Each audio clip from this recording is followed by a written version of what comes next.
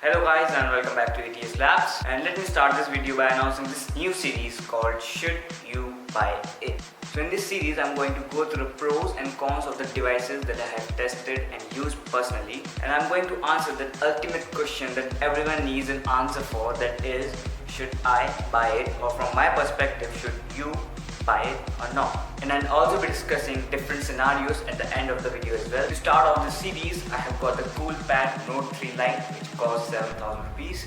So without further ado guys, let's begin the series right now.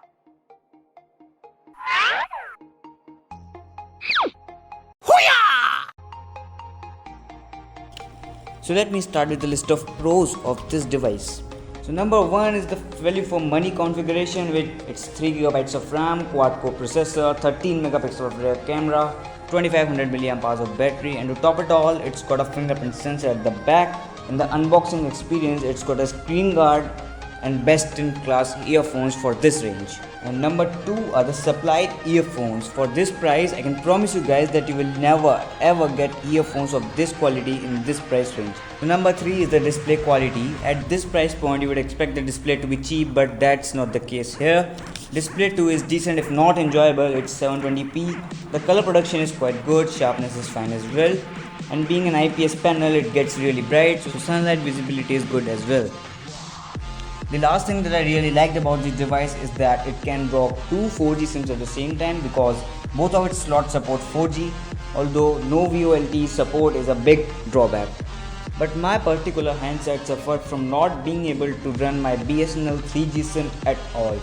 So let us now move on to the bad parts of this device. Number one is the screen, which is highly prone to minor scratches. I tried my level best to capture them in my camera, but the lack of proper equipment was to be blamed. But you guys can definitely help me out to improve my equipment by subscribing and leaving a like on this video. So moving on to the second big con of this device is the slow fingerprint sensor. I don't need to say anything, simply watch this. 3, 2, 1. It does work, but it's damn slow, and add more fingerprints to make it even slower. Number 3 is the below average battery life, which gives me a screen on time of between 2 to 3 hours. But at the end of the day, the battery would be in single figures only, and I would have to put in the charger every night. So number 4 is the 13 megapixel rear camera, which for me was nothing more than a disappointment. 13 megapixels does no justice to the owner of this device. Images produced have very poor color accuracy, high amount of digital noise, pixelation, and totally unacceptable for a 13 megapixel shooter. Seriously guys, don't even get me started on the low light performance of this camera. It's ultimate poor. Just simply don't bother about the camera on this device at all, because it's just gonna embarrass you. Because the most frustrating part of this device is 50% of the times the camera app don't even want to start and crash on me. Seriously, Coolpad, this is bull. Now that software camera bug brings me to the last and final con of this device, which is the biggest con I would say of this device, that is the software. It's horrible. First thing first, slap on a launcher on this device, preferably Google Now launcher or Nova launcher or anything that brings in a stock look, and get those 3 gigs of RAM to use. Again, the device has no app drawer, although you can switch to classical mode to get the app drawer, but that thing brings in a current of new bugs like apps refusing to even start, wallpapers getting cut off automatically, etc. The software is still running Android Lollipop, and on top of that it's Cool UI 7, and it doesn't look like Marshmallow or Cool UI 8, for this little one is going to be out without bugs in the near future, and that means no VoLTE support. There was also a huge bug within the first week of my using of this device, which forced me to actually root it and flash an old build of Cool UI 7.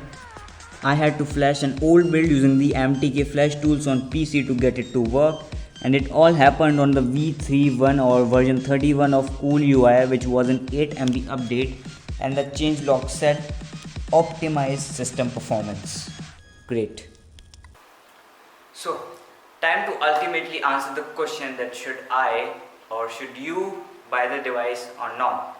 Don't worry, I'm going to give an answer. I'm not going to say it's personal choice or personal preference or anything like that. And to answer this question, I will have two scenarios. So scenario number one, It's an emergency case for some guy. He has a fixed budget, 7,000 rupees, cannot afford a single penny more, and he has to get a smartphone within a week or two. Then yes, my answer will be yes, you can buy this, although there are a lot of alternatives to this device, but this one stands out. Why? Because it has a fingerprint sensor that no other device in this price range will offer. So yes, you can buy this device. And scenario number 2, that yes, you can wait a little bit more, you can save up more money and you can increase your budget. Then yes, you should increase your budget. You shouldn't go on this device. This is not future proof at all. I'm not sure about Vivo LTE and I'm not sure about future updates to Cool UI 8 or anything like that. If you guys remember, we did a water rain test of Redmi Note 3 which completely ruined my device. I had nothing to get, and that's why I got this device. And again, unfortunately, my BSNL SIM never worked in it.